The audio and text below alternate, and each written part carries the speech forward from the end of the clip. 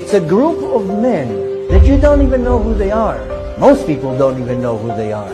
And this is a group of men that got together many years ago with one agenda that is called a new world order. Every government in the world has a secret government behind it that run the show. If you think that the president, the prime minister, you think they're doing it, they're puppets. They control armies, nations, governments, all the money in the world, all the richest families in the world, Rothschilds and the Rockefellers and anyone that somehow made money within a very short span of time has to be part of it. And you think that Mike Zuckerberg owns Facebook? He's a puppet. Facebook was created for their manipulation.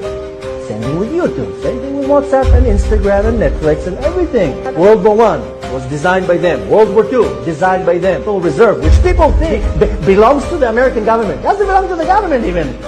It's a private organization. NASA, CIA, the assassination of JFK, who was the first one who ever talked about it, got a bullet in his head. Needless to say, the attack on the Twin Towers, it wasn't Bin Laden. All one big agenda because they needed to go to Afghanistan. You know why? To put pipes. It's all one big show. We've been fooled and millions of Americans are cheering. We're going to a war against terror. Ah, you've been fooled. And you think it's different in Israel? You know that Israel was built by the Freemasons, by the way, by the Zionists. There's nothing here kosher. Who approved the Declaration of Israel? The United Nations, of course. An organization of peace and unity, and we love all. It's a terror organization built by the New World Order. All the founders of the country of Israel are Freemasons. And I beheld when he had opened the sixth seal, and lo, there was a great earthquake, and the sun became black as sackcloth of hair, and the moon became as blood, and the stars of heaven fell unto the earth, even as a fig tree casteth her untimely figs when she is shaken of a mighty wind. And the heaven departed as a scroll when it is rolled together, and every mountain and island were moved out of their places. That's a very technical description, written nearly 2,000 years before we had the language for it, of what happens when the engine that drives our solar system, the sun's magnetic field, begins to fail. For all of history, the corona, that once yellow but now white crown around the sun, has been more than just a source of warmth. It's the visible signature of the sun's magnetic power. Fields rising, twisting, and snapping through plasma.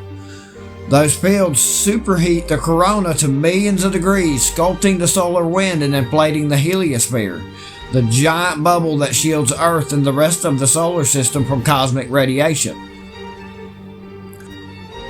But prophecy warns of a day when that heartbeat falters, when the sun turns black as sackcloth of hair. Science now echoes that warning. Solar magnetic reversals have grown delayed and uneven. Polar field strength is weakening. The heliosphere itself is shrinking. None of these are random quirks. They are early warning signs of a catastrophic sequence in the making. Because when that magnetic structure collapses, a terrible chain reaction begins. The corona collapses. Without that magnetic scaffolding, the million-degree crown cools and fades to a fiery red, the red horseman. Then the solar wind disruption. The steady stream of charged particles becomes chaotic, and obviously the interaction between it and Earth is drastically altered. The heliosphere shrinks. The solar system's protective bubble deflates, and cosmic rays come pouring in. And then, of course, you have on Earth atmospheric chaos. Ozone chemistry shifts, UV spikes, and radiation in general penetrates deeper than it normally would. Then you have, of course, at the end of that entire sequence, a critical release. With nothing restraining the subsurface pressure, the sun will lash out in a very violent outburst. probably a micronova. Read that prophecy again. The heavens departed as a scroll. Every mountain and island will move out of their places. That's not allegory. It's the final stage of that sequence. Geomagnetic collapse, tectonic upheaval, and skies turn red with ash and dust. And this is where the third seal steps into view. Because when the sun's magnetic field stumbles, that's when climates fracture, seasons fade, and crops fail. Scarcity rises from the dust of the ground when the red horse rides. Oh, good evening to you. We begin tonight with hundreds of struggling Arkansas farmers pleading for emergency federal funding amid a farm economy crisis. Channel 7's Andrew Mobley attended a meeting between farmers and federal officials earlier today in Brookland in northeast Arkansas and has more tonight. Andrew. Almost everything that could go wrong for Arkansas farmers did go wrong this year. And it's so bad that many are facing bankruptcy or even the closure of farms that have been passed down for generations. A dismal global market and plunging commodity prices mean there's little to no hope of breaking even for many farmers, even as sky-high input costs rise because of inflation and now tariffs. Not to mention bad weather earlier in the year. This time last year, the rice price was about 40% higher than it is now. The inputs costs have gone up, so after a horrible year last year where most farmers in Arkansas Delta lost money, this year's going to be worse. And they do it for their own profit, and it's so gross. It's so gross. And to encourage this kind of thing. As the drought worsens from Drone 4, you can see there is very little green around. Yards are browning, plants struggling to survive. The drought reminders are really all over the bi-state. As this drought intensifies, it is going to impact your wallet. Thanks for joining us here at 5. I'm Corey Stark. And I'm Morgan Harris. Sam is off. First Alert 4's Nathan Vickers is live at 5 looking at how this drought is stacking on top of other big issues for St. Louisans, Nathan. That's right. We're near some fields near Columbia, Illinois, and you can see these kind of yellowing and brown soybeans. That means they're done for the year. And for a lot of farmers, it's a little bit premature. In fact, some are expecting a half to 2/3 of their normal yields. It's the kind of year farmers like Daryl Cates dread. Look how many pods that are only 2 beans. Here's one with just 1 bean in a pod. A hot, dry summer with lower yields than normal at his farm near Columbia, Illinois. Usually the old timers used to say that you get your late rain in the last 10 days of August or the first week of September. That's your money maker for your beans. For the 3rd year in a row, that rain hasn't come. This year, parts of Missouri and Illinois are entering moderate or even severe droughts. It's about as dry as I can remember. It's difficult for livestock, too. With these cows in this hot summer, we have sprinklers on them all the time. Brian Regal is concerned about growing enough hay for his dairy operation near Washington, Missouri. We're going to have to source it from somewhere. And since the drought is not just localized, we're going to have to travel far more miles to try to find that. Corn and especially soybean markets have also fallen this year due to the U.S. trade war with China and the impact of tariffs. China has been such a big buyer of our soybeans, and with them out of the market completely, I mean, it's just a big loss. Cates is also the president of the American Soybean Association and believes many local producers will take losses this year. This is a up time, and people have really fallen into this trap of us against them. But it's also going to make people not want to be as courageous or not want to be as forthright with the things they believe. It's going to put people on guard. Here in this chamber, we must pave the way for peace, because since July of last year, developments have accelerated. And at this point, we have reason to fear that the Abraham Accords, the Camp David Accords, could be called into question by Israel, and that peace would become impossible for a long time yet in the Middle East. It thus falls to us this historic responsibility.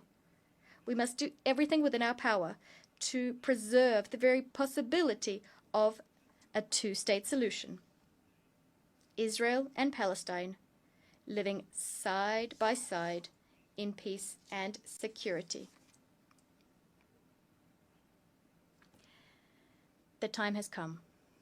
This is why, true to the historic commitment of my country to the Middle East, to peace between the Israelis and the Palestinians. This is why I declare that today France recognizes the state of Palestine.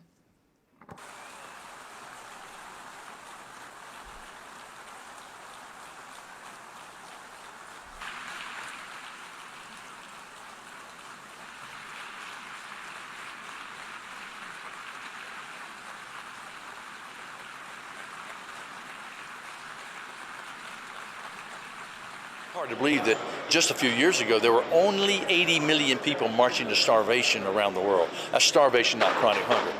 Then it jumped to 135. Why? Man-made conflict and climate shocks. That's before COVID. COVID comes along, just economic devastation, supply chain disruption around the world. The number goes from 135 to 276 million people. You think it can't get any worse. Then the breadbasket of the world is shut down, Ukraine. Now the longest bread lines in the world. The number has now jumped from 276 million people to 350 million people marching to starvation, not knowing where the next meal is coming from, because Ukraine alone grew enough food to feed 400 million people. Now, compounded with the fertilizer crisis, the fuel crisis, I could go on and on. It's all bubbling all around the world. The world is in serious trouble right now. It would be 2020 before we learned that the sun's coronal magnetic fields were reacting and the chemistry of its atmosphere was beginning to change, most notably in the helium. Thus far, the changes we see from the ground are more due to Earth's changing magnetic field and its effect on the upper atmospheric lens through which we view the sun, such that the once yellow sun now looks more white at greater and greater angles of the day. I know many remember the look of the yellow sun. I'm just old enough to remember it looking white near the noon position and thinking, maybe it's just too bright to see the yellow properly way up there. That's not what this is. The first horseman, dressed in white, wearing a crown at the top of the sky. That takes us from 1859 to today. And the big question is, what happens next? Those chemical changes on the sun will begin to manifest through to the visible wavelengths as the second horseman arrives, and the civility of all who are left is challenged, if not outright stolen. This will test people's will, their character, and their faith. When the sun's atmosphere completely darkens, the upper corona and the sun's version of the Van Allen belts will be the only thing shining. It may just be the outer circles of the torus, as in the plasma discharge Z-pinch, as one might envision its version of the Van Allen belts. The third horseman's scales of justice will tip and teeter to the sides of the sun above all. Then they gaslight you by default. Right. So immediately they try to find some reason why whatever the thing is that's in the news is someone else's fault. Right, of course. It's just all gaslighting. And that's what they're paid to do. They're paid propagandists, masquerading as the news. So weird. No, it's a dark day. Yeah, it is. Well, one of two things is going to happen. Either people are going to realize how insane this is, and we have to have a conversation about being able to have conversations. Right. Or it's going to get a lot worse. I see skies of blue, clouds of white, the bright blessed day, the dark sacred night, and I think to myself,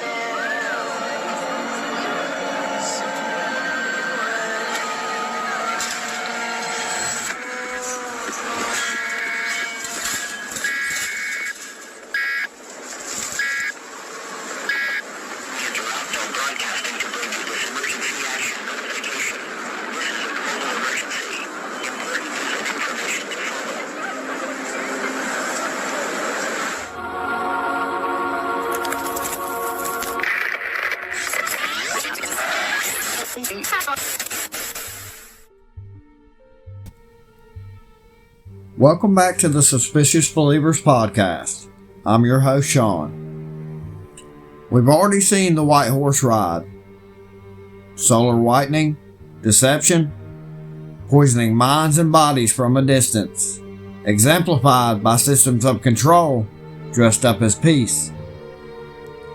We watched the Red Horse break out, the sword, the chaos, the blood, and the voices of reason struck down in the streets. And now we look into what happens when the third seal opens and the Black Horse steps forward.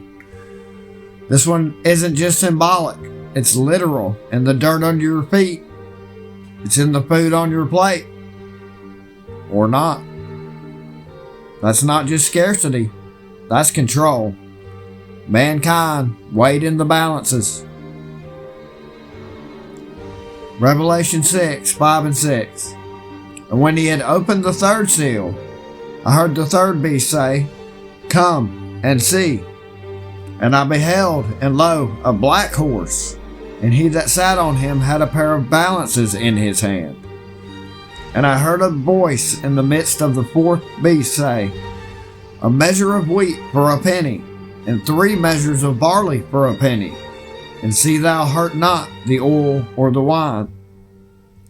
The Greek here is melas, which means black, dark, or grim. But to the Greeks, this wasn't just a color. Melas was the shade of scorched earth, of ash-laden sky, the color of mourning, affliction, and judgment.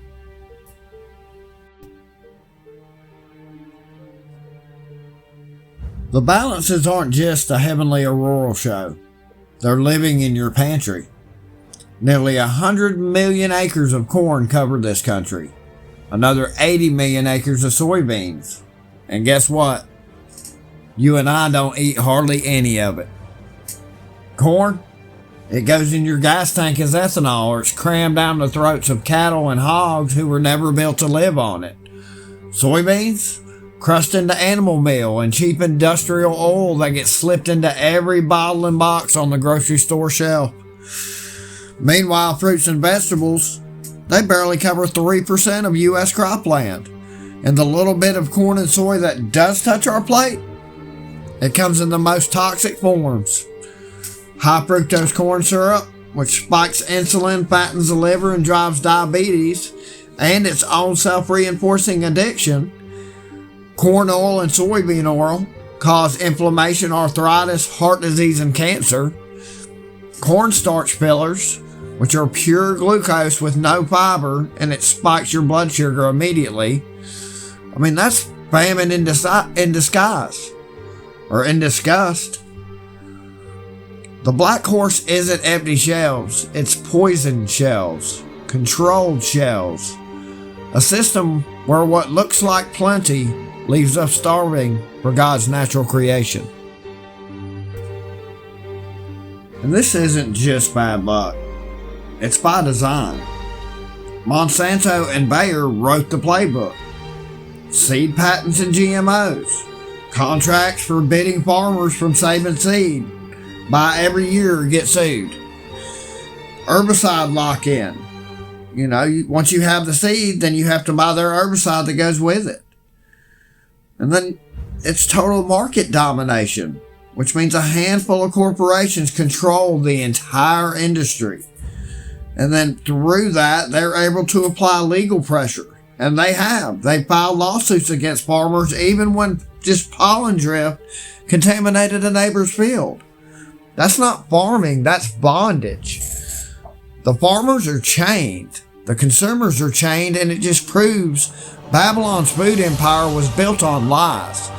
And it's the whole earth locked in food scarcity, debt, and government dependency.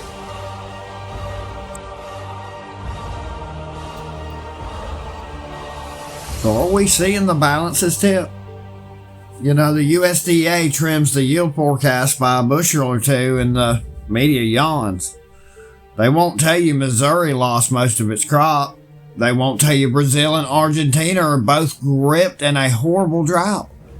They won't tell you the system is rigged to look stable until it's not. That's when the Black Horse's rider, balances in hand, a fragile system weighed in the balances and found wanting.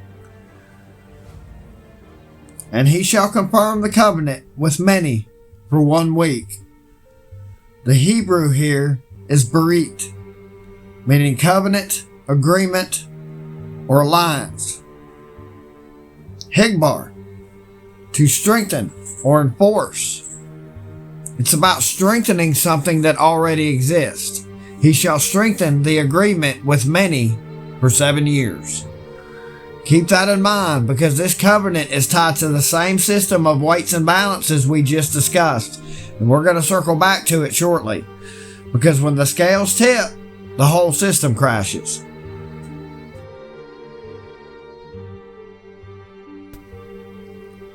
You know, history shows what happens to those who stand in their way. Abraham Lincoln, he introduced the greenback, daring to print money free from the Rothschild bankers' chains. What happened? He was silenced. John F. Kennedy challenged the Fed, signed an executive order to return power to the Treasury. What happened to him? He was silenced. Stanley Meyer, brilliant inventor, invented the water fuel cell. He drove his car across the country using this thing. Met with some investors out at a restaurant. Guess what happened? That's right, he was silenced too. And then, of course, not just a couple days ago, Charlie Kirk, a man of God. God loved kids. He fought for kids. He fought for Jesus. He fought for common sense and truth. What happened to him? He was silenced.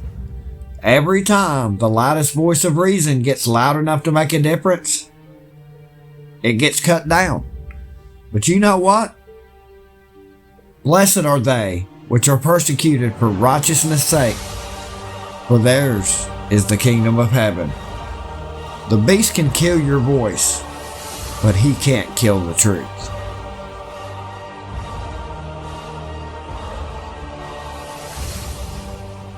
Now let's tie all of it together. Everything happening right now actually started in 1917. The Balfour Declaration.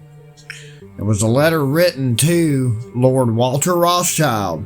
It says, His Majesty's government view with favor the establishment in Palestine of a national home for the Jewish people. That was the seed. Political Zionism endorsed by the empire and finance. 1947, the UN Partition Plan. The UN midwifed modern Israel. 1948, Israel declared a nation. Rothschild money already in its veins. 1992, Agenda 21. The UN grows into a framework for global governance. Then 2015, Agenda 2030, the digital technocracy. And who was groomed to hold the reins of that system? Emmanuel Macron.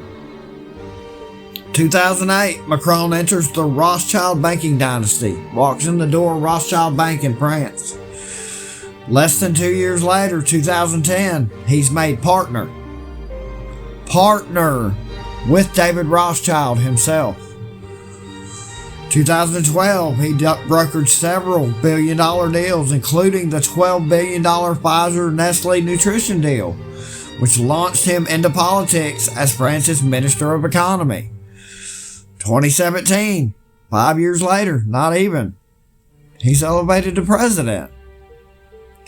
In the 2020s, of course, he emerged as the loudest voice for globalism, multilateralism, digital systems, and climate finance. That's not coincidence. That's called grooming. Revelation 2:9 says, I know the blasphemy of them that say they are Jews and are not, but are of the synagogue of Satan. This is the beast system, Babylon's money empire. What is a beast? In the Greek, it's a wild, devouring, uncontrollable entity. And that entity wants to create a brand new race of beings. A Superman, a brand new hybrid, but just like the human angel hybrids of old. Transhumanism, merging man with machine. AI control grids, AI algorithms judging your humanitarian worth. Digital IDs and CBDCs, no buying or selling without the mark. And the patent, tying it all together. Microsoft's plan to tie your biometric data, including your neural pathway data, to the beast's digital currency. And the number of the patent? 666. Revelation 13, 16 and 17 says he causeth all, both small and great, rich and poor, free and bond, to receive a mark in their right hand or in their foreheads, and that no man might buy or sell save he that had the mark, or he that had the currency. That system is already here, built under the deceptive guise of the white horse. They call it innovation, but God calls it the mark. And then yesterday, the moment Christians have been watching for centuries. Daniel 9:27, and he shall confirm the covenant with many for 1 week. On September 22nd, 2025, Emmanuel Macron confirmed the covenant at the UN General Assembly. 142 nations voted and approved the New York Declaration, a roadmap to a Palestinian state. Macron himself drafted it. Macron himself delivered it. The UN ratified it, and then at the UN General Assembly, the covenant was confirmed. Not written, but strengthened, confirmed. Luke 21:24 says, and Jerusalem shall be trodden down of the Gentiles until the time of the Gentiles be fulfilled. And then Revelation 11:2 says, the holy city, which is Jerusalem, shall they tread underfoot 42 months. The time of the Gentiles is here. The countdown to the abomination has begun. September 22nd, 2025, Daniel's 70th week began.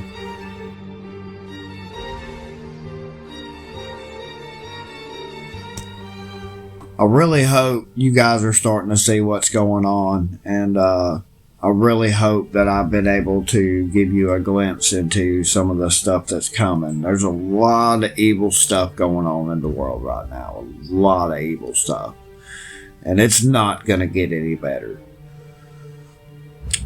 For we wrestle not against flesh and blood, but against principalities, against powers, against the rulers of the darkness of this world, against spiritual wickedness in high places. That verse isn't symbolism. It is an allegory.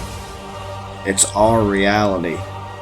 And it's the reason why, now more than ever, we need to stay awake, stay aware, stay ready, but most importantly, stay grounded in truth. Because when Jesus spoke to the 12 shortly before his arrest, he described what the future was going to look like. Artificial intelligence, exactly, and robots look at things like gene editing, exactly, opening a whole new horizon for medical science. And you see, the difference of this fourth industrial revolution is it doesn't change what you are doing, it changes you. If you take genetic editing, just as an example, it's you who are changed, and of course this has a big impact on your identity. And offers certain kinds of possibilities that have to be careful about. When you began to do that kind of gene editing, some people worry that you are changing what it means to be human. That's the problem. Of course, the new industrial revolution offers us many opportunities, but it raises manifold questions on the ethical, but even legal implications, and we have to be prepared for it. So I want to talk to you today about the future. species and really the future of life. We are probably one of the last generations of Homo sapiens. Within a century or two, Earth will be dominated by entities that are more different from us than we are different from Neanderthals or from chimpanzees. Because in the coming generations, we will learn how to engineer bodies and brains and minds. These will be the main products of the economy, of the 21st century economy. Not textiles and vehicles and weapons, but bodies and brains and minds. Now, how exactly will the future masters of the planet look like? This will be decided by the people who own the data. Those who control the data control the future not just of humanity, but the future of life itself.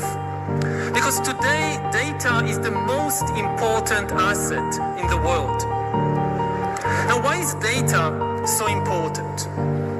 It's important because we've reached the point when we can hack not just computers, we can hack human beings and other organisms. There is a lot of talk these days about hacking computers and email accounts and bank accounts and mobile phones, but actually we are gaining the ability to hack human beings.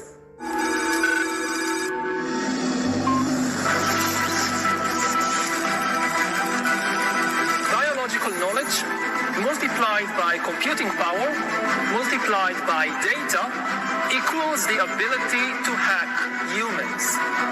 The human race is at a critical point.